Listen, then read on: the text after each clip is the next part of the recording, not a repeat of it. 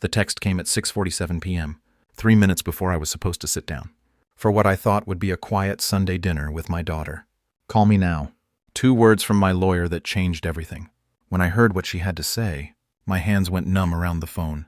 23 years of sacrifice, of saving, forgiving, and believing in family, had all been turned into a weapon against me. My daughter, Elena, had been planning my financial execution for months. Power of attorney papers, forged transfers, secret withdrawals. But as I hung up and walked toward that dining room, something cold and steady settled in my chest. They thought I was the old man they could manipulate. They had no idea what was coming. Before we continue, please subscribe to stay updated on our latest stories, and tell us in the comments where you're watching from. The dining room looked exactly as it always did when Elena visited. My mother's china carefully arranged. Fresh flowers from the garden she used to play in as a child. The roast I'd spent all afternoon preparing, cooling on the carved wooden table I'd inherited from my father. Everything perfect, everything welcoming, just as I'd done every Sunday for the past 5 years since her divorce. I smoothed the tablecloth with trembling fingers, my lawyer's voice still echoing in my ears. "She's been planning this for months," Jennifer had said. "The power of attorney documents, the property transfers. Everything has your daughter's signature authorizing it. She's been working with someone else, someone who knows exactly how to manipulate the system." Elena's laughter drifted from the living room, where she was supposedly catching up with her husband, David. I'd grown to appreciate David over the years. Steady, hard-working, nothing like the wastrel she'd married the first time. But now I wondered what conversations had been happening in my absence. What plans had been whispered over the very meals I'd lovingly prepared. My phone buzzed again. Another text from Jennifer. "The bank statements show withdrawals dating back 8 months. They've been systematic. 8 months. I pressed my palm against the mahogany sideboard, feeling the familiar grain beneath my fingers. 8 months ago was when Elena had insisted I needed help managing my finances. When she'd convinced me that at 72, I shouldn't be handling everything alone. "You're not getting any younger, Dad," she'd said with that concerned smile I'd trusted implicitly. "Let me take some of the burden off your shoulders." The burden, my life's work, the investments I'd carefully tended, the rental properties I'd acquired one by one, through decades of careful saving. All of it had become a burden in her eyes. Or perhaps I was beginning to realize an opportunity. "Dad?" Elena appeared in the doorway, her auburn hair catching the warm light from the chandelier. She looked so much like her mother had at that age, and for a moment I felt that familiar surge of paternal pride. Then I remembered Jennifer's words. "They've already moved 40,000 from your savings account." "Coming, sweetheart," I managed, my voice steady despite the storm building inside me. "Just making sure everything's ready." She smiled. That same bright smile she'd given me when she was 7 and had broken my favorite watch, when she was 16 and had crashed my car, when she was 25 and had needed money for her first house down payment. Always so confident that forgiveness would come, that love would cover the damage. As I followed her toward the living room, I caught my reflection in the hallway mirror. The man looking back at me had the same graying hair, the same tired eyes, but something fundamental had shifted. The phone call had cracked something open, and what was emerging felt entirely different from the accommodating father who'd walked into this house an hour ago. The living room felt smaller than usual, the air thick with an undercurrent I'd never noticed before.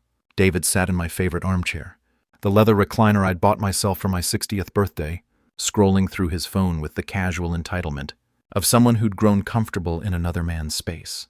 He glanced up as we entered, offering that practiced smile that had once seemed genuine. "Rye, great to see you," he said, rising just enough to be polite, but not enough to actually vacate my chair. The gesture struck me differently now, like watching a performance I'd been unconsciously funding for years. "David." I settled onto the couch, the same spot I'd occupied every Sunday, while they claimed the prime seating. From here I had a clear view of both their faces, could study the micro-expressions I'd been too trusting to analyze before. "How's the new job going?" Something flickered across Elena's features, so brief I might have imagined it if I hadn't been looking for it. "Oh, you know, Dad, same old corporate grind. But David's been handling some side consulting work, haven't you, honey?" David's fingers tightened almost imperceptibly around his phone. "Just some financial planning for friends, nothing major." Financial planning. I felt that cold calculation from the hallway settle deeper into my chest, like ice forming in still water. "That's interesting. I didn't know you had experience in that area." "Well, I've picked up a few things over the years," he said with a modest shrug that felt rehearsed, especially dealing with older clients who need help organizing their affairs. Older clients. The phrase hung in the air. Like smoke from a gun I was just beginning to see. I let the silence stretch, watching as David's casual confidence began to show hairline cracks. Elena filled the void with nervous chatter about her work, but I barely heard her words. Instead, I was remembering the documents Jennifer had described. Power of attorney forms with David's business address listed as the contact. Bank account changes that had required notarized signatures. I couldn't remember giving. "You know," I said, cutting through Elena's monologue about office politics, "I had the strangest conversation with my lawyer today." The temperature in the room seemed to drop 10 degrees. Elena's laugh came a beat too late. "Oh, nothing serious, I hope. She mentioned some unusual activity on my accounts. Transfers I don't recall authorizing." I kept my voice conversational, almost curious, as if discussing the weather. But I was watching David now, noting how his thumb had stopped scrolling, how his shoulders had gone rigid. Apparently, there's been quite a bit of movement over the past 8 months. "Dad, you know how these banks are," Elena said quickly. "They're always sending those notifications about routine transfers and account maintenance. Remember how confused you were about that investment rollover?" Confused. The word landed like a slap, but I absorbed it without flinching. How many times had they used that word to describe me lately? How many instances of my supposed confusion had they cited to justify taking control? "The thing is," I continued, my voice still maddeningly calm, "Jennifer seemed to think these weren't routine at all. She seemed to think someone had been quite systematic about it. Professional, even." David finally spoke, and his voice carried a tremor that satisfied something cold and patient inside me. "Richard, maybe we should sit down and go through everything together. Sometimes these financial firms make errors." "Oh, we will." The promise in my voice was soft as silk and sharp as winter. "We absolutely will sit down and go through everything. Jennifer is preparing a complete audit trail. Every transaction, every signature, every document filed." I smiled, the expression feeling foreign on my face, but strangely comfortable. "She mentioned something about forensic accounting. Fascinating process, apparently." The color had drained from Elena's face. "Dad, I think you might be overreacting." "Am I?" I leaned back against the couch cushions, and finally at ease in my own home for the first time in months. "Because Jennifer also mentioned that attempted financial exploitation of elderly family members carries serious criminal penalties in this state. Something about vulnerability statutes making it a felony." The silence that followed was delicious. I could almost hear the wheels turning in their minds, the frantic recalculation of risks and benefits. David's phone had gone dark in his hands, forgotten. Elena's mouth opened and closed, like she was drowning in air that had suddenly become too thin to breathe. "I think," I said, rising slowly from my seat, "dinner can wait a few more minutes. Why don't we all sit down at that dining room table, and you can help me understand exactly what kind of help you've been providing with my finances?" As I walked toward the dining room, I felt their eyes boring into my back, felt the shift in the house's atmosphere, like a barometric pressure drop before a storm. The accommodating father was gone, dissolved like sugar in the acid of betrayal. What remained was something harder, something that had been forged in the crucible of broken trust, and sharpened by the knowledge that love apparently had limits. But strategy was limitless. The dining room had transformed into something resembling a courtroom, the warm familial atmosphere evaporating, like steam from cooling coffee. Elena and David sat across from me at the mahogany table that had once hosted birthday celebrations and holiday feasts, their faces pale in the chandelier's unforgiving light. The roast sat between us, forgotten, growing cold like the affection I'd once felt so certain of. "Dad, I think there's been some kind of misunderstanding," Elena began, her voice taking on that patronizing tone I'd heard her use with difficult clients at her marketing firm. "You've been so stressed lately, and I know managing everything can be overwhelming." "Overwhelming?" I repeated the word slowly, tasting its implications. "Is that what we're calling it now?" David leaned forward, assuming the role of reasonable mediator. "Ray, what Elena means is that we've only been trying to help. You signed those papers yourself, remember? You said you wanted us to handle the day-to-day financial stuff, so you could focus on enjoying your retirement." The memory they referenced was real, but filtered through their retelling. It became something distorted, convenient. I could see them now as if through clear water, instead of the muddy emotions that had clouded my judgment for months. The concerned expressions, the gentle insistence that I was forgetting things, the subtle suggestions that managing my own affairs was becoming too much for me. "I remember signing papers," I said carefully, "but I don't remember authorizing the liquidation of my municipal bond portfolio or the transfer of the rental property deeds to a trust I've never heard of." Elena's jaw tightened almost imperceptibly. "Those were smart financial moves, Dad. David researched everything thoroughly. That trust protects your assets from potential medical expenses down the road. Medical expenses I don't have for conditions I don't possess."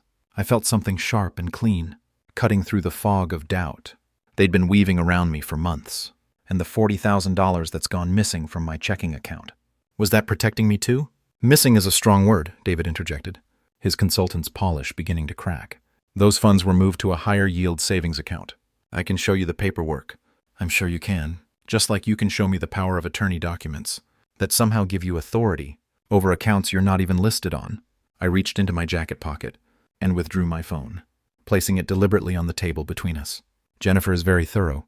She's already contacted the bank, the investment firm, and the county recorder's office. The silence that followed was thick with recalculation. I could almost hear the whispered conversations that must have taken place in my absence, the careful planning that had gone into this systematic stripping away of everything I'd built. But now they were improvising, and improvisation revealed character, in ways that careful preparation never could. "You're acting paranoid, Dad," Elena said. And there it was, the word I'd been waiting for. "This behavior isn't like you. Maybe we should schedule an appointment with Dr. Morrison. Have him run some tests." The sound escaped me like a laugh that had gone cold. There it is, the dementia card. How long have you two been building that narrative? David's face had gone ashen. "No one's talking about dementia, Ray. We're talking about normal age-related changes in judgment, changes that conveniently require you to take control of my assets." I stood slowly, feeling every one of my 72 years in my bones, but also feeling something else, a clarity I hadn't experienced in months. "Tell me, David, what's your cut? 10%? 20%? Or did Elena promise you something more substantial? For playing the concerned son-in-law?" "Dad, stop." Elena's voice cracked like ice under pressure. "You're talking about your own daughter, about your family." "Family?" The word that had been my weakness, my blind spot, the lever they'd used to move everything I'd built. But now it sounded different in the air between us, hollow and manipulative. "My family wouldn't steal from me," I said quietly. "My family wouldn't gaslight me into thinking I was losing my mind, to justify robbing me blind." The masks were slipping now, and what lay beneath was uglier than I'd allowed myself to imagine. Elena's composure finally cracked, and when it did, the sound was like ice breaking on a frozen lake. Her perfect mask, the one that had fooled me for so many months, slipped away to reveal something raw and desperate underneath. Her hands trembled as she gripped the edge of the table, knuckles white against the dark wood. "Fine, you want to know the truth, Dad?" Her voice pitched higher, taking on a shrill quality I'd never heard before. The chandelier light caught the tears forming in her eyes, but they weren't tears of remorse. They were tears of fury, of a cornered animal realizing the trap was closing. "The truth is that you've been making terrible financial decisions for years. That investment in your brother's restaurant, completely worthless. 30,000 down the drain, because you couldn't say no to family." Each word hit me like a physical blow, but what struck deeper was the contempt in her voice. Pure, undiluted disdain for the generosity she'd once claimed to admire. I felt my chest tighten, not from any medical condition, but from the realization that my daughter saw my compassion as weakness, my love as stupidity. "The money you lent to the Hendersons? When they were facing foreclosure," she continued, her voice gaining momentum like a runaway train. "They haven't made a payment in 6 months, and you just smile and nod, like some senile old fool whenever they make excuses. They're good for it, you say. They just need time. Someone had to step in before you gave away everything. You'd worked for it to every sob story that knocked on your door." The word senile old fool hung in the air like a slap across my face. I could feel something fracturing inside me. Not breaking, but transforming like coal under pressure, becoming diamond. When I spoke, my voice was quieter than before, but it carried a weight that made both of them flinch. "So you decided to steal it instead?" The accusation landed like a physical blow. Elena's face went through a spectrum of emotions. Shock, anger, and then something that looked almost like relief, as if she were glad the pretense was finally over. "We didn't steal anything." David's voice exploded across the room, his careful consultant's facade crumbling like a house of cards. His face had turned an alarming shade of red, veins bulging at his temples as he leaned forward in his chair. The transformation was startling. The mild-mannered son-in-law I'd grown to trust was gone, replaced by something predatory and desperate. "We invested it properly. We protected it from your bleeding heart and your terrible judgment." Spittle flew from his lips as he spoke, his hands gesturing wildly. "Do you have any idea what your portfolio looked like before I restructured it? Your so-called financial advisor, that incompetent fool Peterson, had you in municipal bonds yielding 2%, while inflation was eating away at your principal like termites in wood. The trust we established will save you thousands in estate taxes when you die." The casual way he said, when you die, sent ice water through my veins. Not if, when, as though my death was not a natural inevitability, but a scheduled event on their calendar. Estate taxes, I repeated, my voice dropping to barely above a whisper. The quiet seemed to amplify rather than diminish the menace in my tone. How remarkably thoughtful of you to plan for my death so meticulously. Tell me, what's the timeline on that particular event? When exactly were you expecting me to need this protection? The question hung in the room like a noose, swaying gently in the silence. I watched Elena's face cycle through a range of micro-expressions. Fear, calculation, defiance, while David's mouth opened and closed like a beached fish, gasping for air. Elena's face flushed crimson, the color spreading down her neck like spilled wine. God, listen to yourself. Do you hear how paranoid you sound? But even as she tried to project indignation, I could see the panic in her eyes, the way her pupils had dilated, the fine tremor in her voice that spoke of barely controlled terror. We're trying to preserve your legacy, and you're acting like we're plotting your murder. The words hung between us like a challenge, daring me to voice the unthinkable. So I did. Are you? The question came out softer than I'd intended, but it detonated in the room like a bomb. The very air seemed to thicken, pressing against my lungs, making each breath a conscious effort. I could hear the tick of the grandfather clock in the hallway, the distant hum of the refrigerator, the soft whistle of wind through the weather stripping, sounds that had been masked by conversation, now stood out in sharp relief against the crushing silence. Because according to Jennifer, I continued, my voice steady despite the earthquake happening in my chest, someone's been paying premiums on a life insurance policy I don't remember signing for. $500,000 with you two as the sole beneficiaries. David's transformation was instantaneous and complete. The blood drained from his face so quickly I thought he might collapse, leaving his skin the color of old parchment. His carefully styled hair seemed to deflate, and his shoulders sagged as though an invisible weight had settled on them. His hands began to shake, not a subtle tremor, but a full visible quaking that he couldn't hide, no matter how he tried to still them against the table. Elena's reaction was even more telling. Her mouth fell open in a perfect O of shock, and she made a sound, not quite a gasp, not quite a cry that seemed to come from somewhere deep and primal. For a moment she looked exactly like she had at 7 years old, when I'd caught her with chocolate smeared across her face, standing next to the empty candy dish. The same wide-eyed expression of someone caught in an undeniable lie. The truth was a living thing in the room now, filling every corner, making the air thick and hard to breathe. I could smell it, the acrid scent of fear sweat, the metallic tang of adrenaline, the sour odor of guilt finally exposed to daylight. That was just financial planning, David stammered, his voice cracking like an adolescent boy's. His carefully maintained professional demeanor had evaporated completely, leaving behind something small and desperate. Insurance is part of any comprehensive estate strategy. I was protecting Elena's future, making sure she'd be taken care of if something happened to you. If something happened to me, I repeated, savoring each syllable like fine wine. The phrase tasted different now, loaded with implications that chilled my blood. How remarkably considerate. And the increased dosage on my blood pressure medication that you suggested I discuss with Dr. Morrison. Was that part of the comprehensive strategy too? The color that had drained from David's face rushed back all at once, turning him brick red from his collar to his hairline. Elena shot to her feet so fast, her chair scraped against the hardwood floor with a shriek that made us all flinch. The sound seemed to galvanize her, and when she spoke, her voice carried the desperate fury of a trapped animal. That's enough. She slammed her palm down on the table, making the water glasses jump and the silverware jangle like wind chimes. I won't sit here and listen to you accuse us of whatever sick, twisted thing you're implying. Her chest heaved with each breath, and I could see the pulse hammering in her throat. You're not well, Dad. This paranoid thinking, these horrible accusations, it's exactly what Dr. Morrison warned us might happen as you got older. Dr. Morrison warned you? I felt pieces of a puzzle clicking into place with audible precision. When exactly did you have this conversation with my doctor? Because I don't recall giving anyone permission to discuss my medical information. David's attempt at damage control came too late. Elena just meant in general terms, hypothetically. No, Elena said, her voice taking on a desperate edge.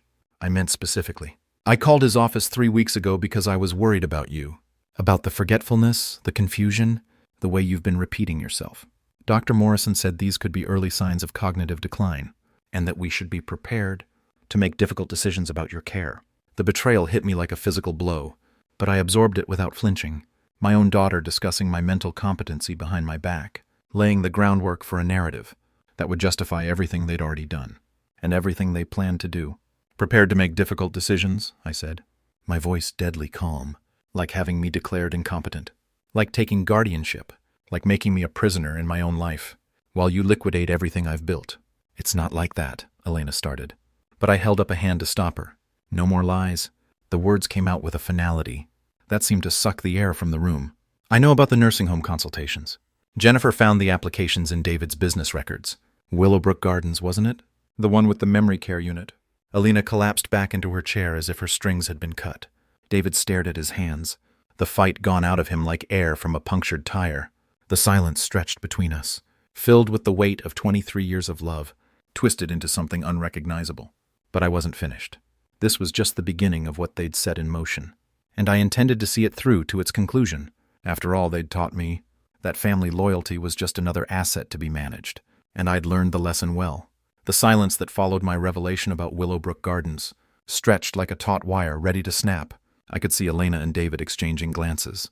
Quick, desperate communications that spoke of plans unraveling and alliances fracturing. The comfortable conspiracy they'd maintained for months was cracking under the weight of exposure. David was the first to break, his composure disintegrating like wet paper. "Elena, you said he didn't know about any of that," he hissed, his voice barely above a whisper, but loud enough for me to hear every accusatory syllable. "You said the applications were just preliminary research, that we'd never have to." "Shut up," Elena snapped, her mask of concerned daughter slipping completely away, to reveal something cold and calculating underneath. "Just shut up, David. You're making everything worse." The crack in their united front was exactly what I'd been waiting for. I leaned back in my chair, feeling a satisfaction I hadn't experienced in months. The satisfaction of watching a carefully constructed lie collapse under its own weight. "Preliminary research," I repeated, savoring the words. "How thorough of you. Tell me, David, what exactly did you think would happen to me once I was safely tucked away in memory care? How long were you planning to keep me there?" David's face cycled through a spectrum of emotions. Panic, guilt, and something that looked almost like relief at finally being able to speak honestly. "It wasn't supposed to be permanent," he said, the words tumbling out in a rush. "Elena said we just needed time to reorganize your finances properly, to protect your assets from potential lawsuits or medical expenses. She said you'd understand eventually. I said we'd cross that bridge when we came to it." Elena's voice rose to a near shriek, and I saw something I'd never witnessed before. Genuine fear. Not the calculated concern she'd performed for months, but raw primal terror. Of consequences she'd never allowed herself to consider. The transformation was fascinating to watch. The daughter, who'd spent months treating me like a confused child, was now turning on her own husband, with the fury of someone whose carefully laid plans were crumbling. I could see the precise moment when self-preservation overtook loyalty, when the conspiracy of two became every person for themselves. "You came to me with this idea," David shot back, his voice gaining strength as his own desperation mounted. "You're the one who said your father was becoming a burden, that he was making foolish financial decisions that would eat up your inheritance. You're the one who suggested the power of attorney, the trust, all of it." Each accusation hit Elena like a physical blow, and I watched her face go through a rapid succession of emotions. Shock at his betrayal, rage at his weakness, and finally a cold calculation that chilled my blood. "That's not how I remember it," she said, her voice dropping to a dangerous quiet.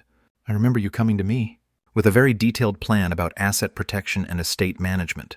I remember you showing me projections about what my father's wealth could become with proper handling. I remember you being very, very persuasive about the benefits of taking a more active role in his affairs. The room had become a battlefield, and I was watching two people who'd been united in exploiting me now turn their weapons on each other.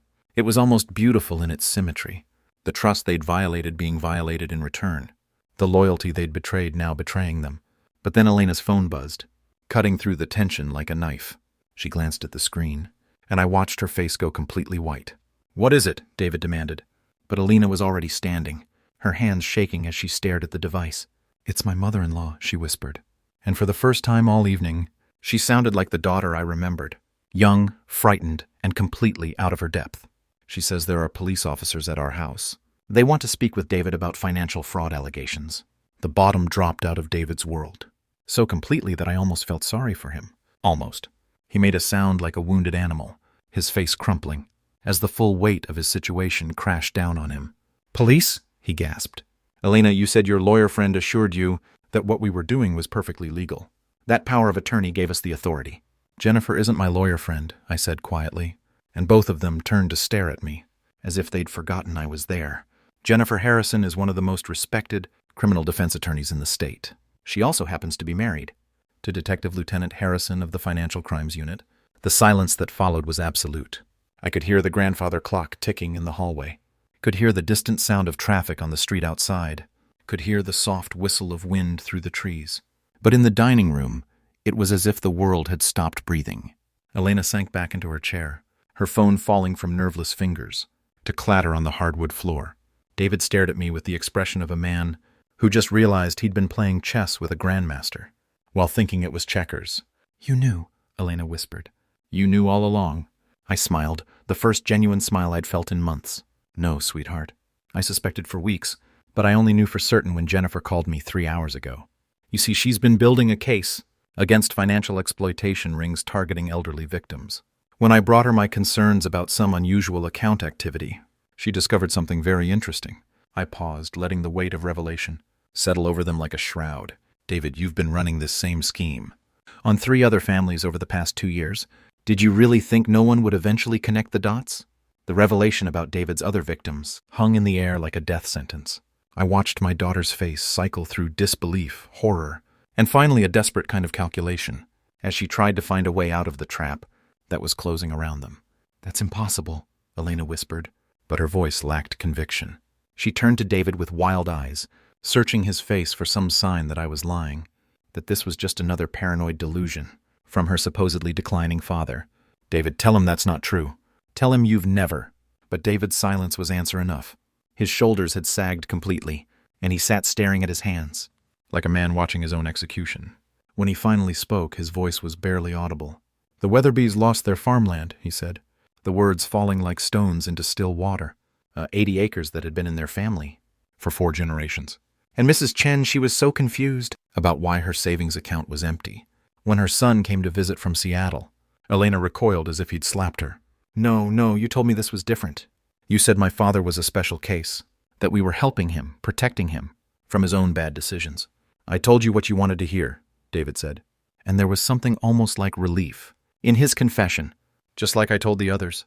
The Weatherby son thought his parents were making poor investment choices. Mrs. Chen's daughter was convinced her mother was developing dementia. "It's always the same story, Elena.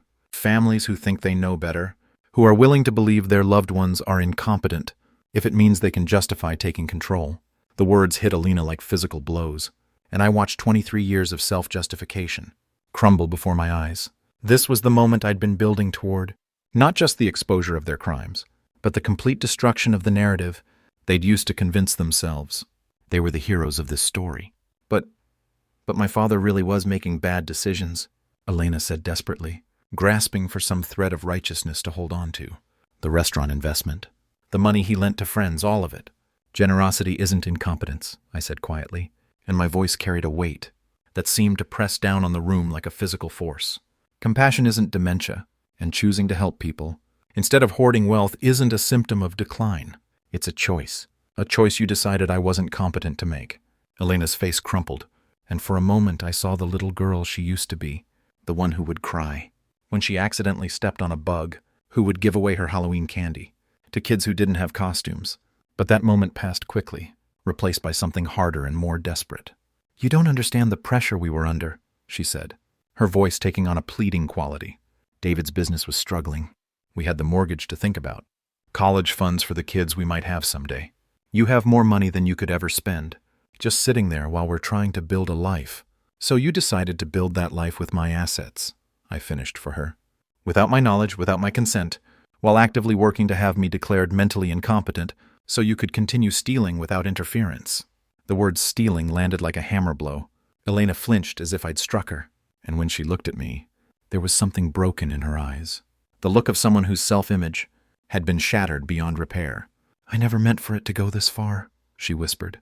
"It started so small, just helping you with some paperwork, making sure you weren't being taken advantage of by scammers or con artists.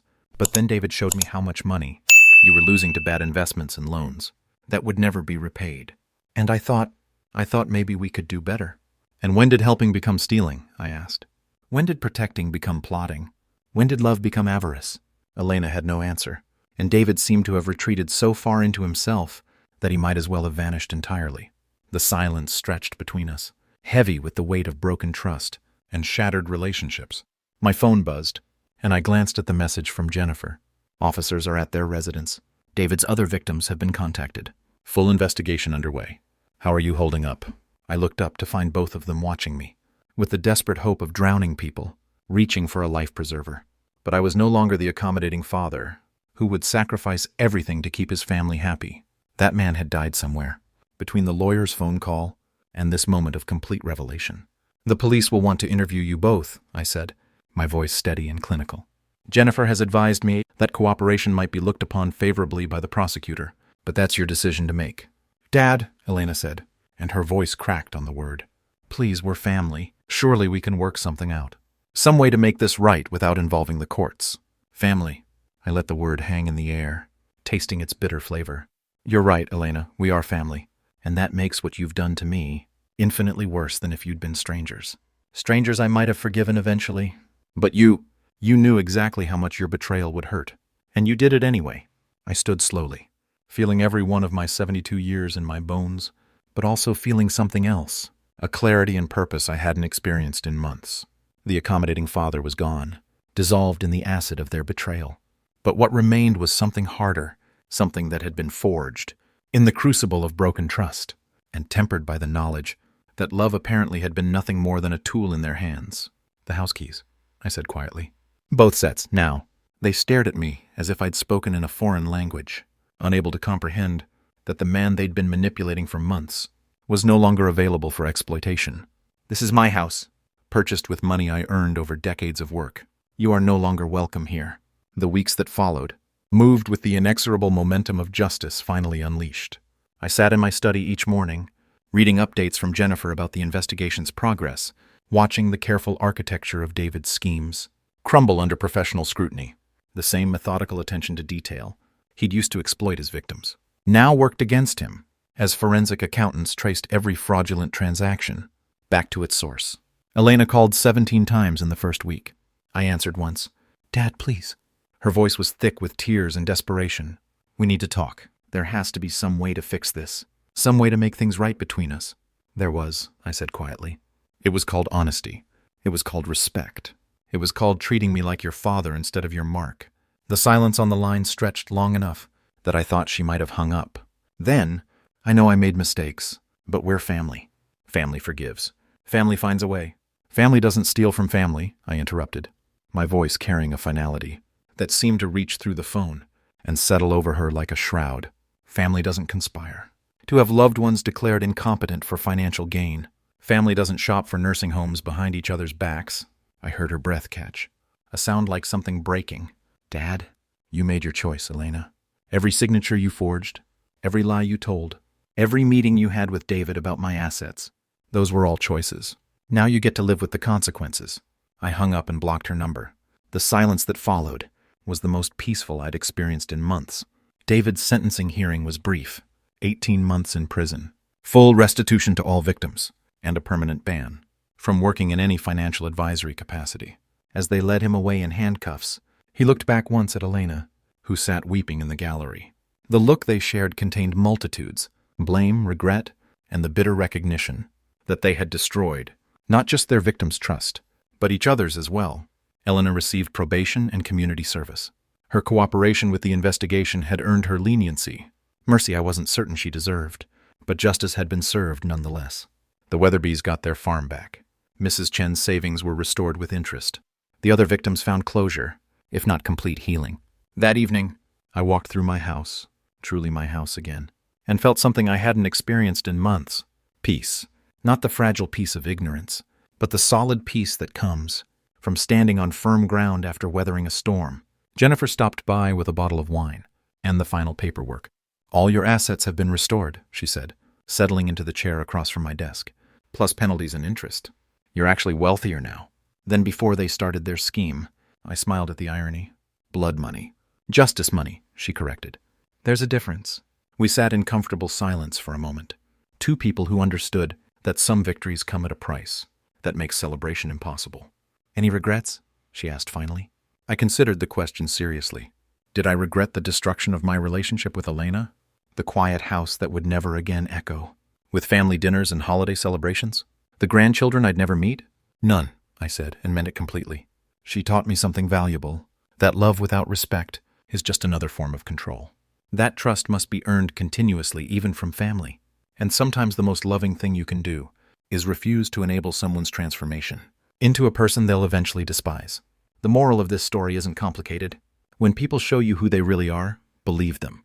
When family treats you like a resource to be managed, rather than a person to be loved, set boundaries that protect your dignity.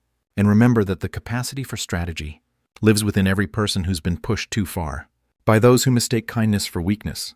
As I sat there in my study, surrounded by the documents that proved justice could still be served, I realized something profound.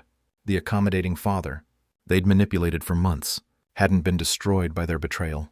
He'd been revealed as an illusion. The real me, the strategist who'd built a life of careful investments and thoughtful decisions, had simply been waiting for the right moment to emerge. Elena had been right about one thing. I had taught her about integrity. The tragedy was that she'd learned to see it as a weakness to be exploited, rather than a strength to be emulated. The house was quiet now, but it wasn't empty. It was full of self-respect, dignity, and the hard-won knowledge that some prices are too high to pay, especially for our family. Before saying goodbye, if this story touched your heart, please give it a like and share it with someone who needs to hear this today.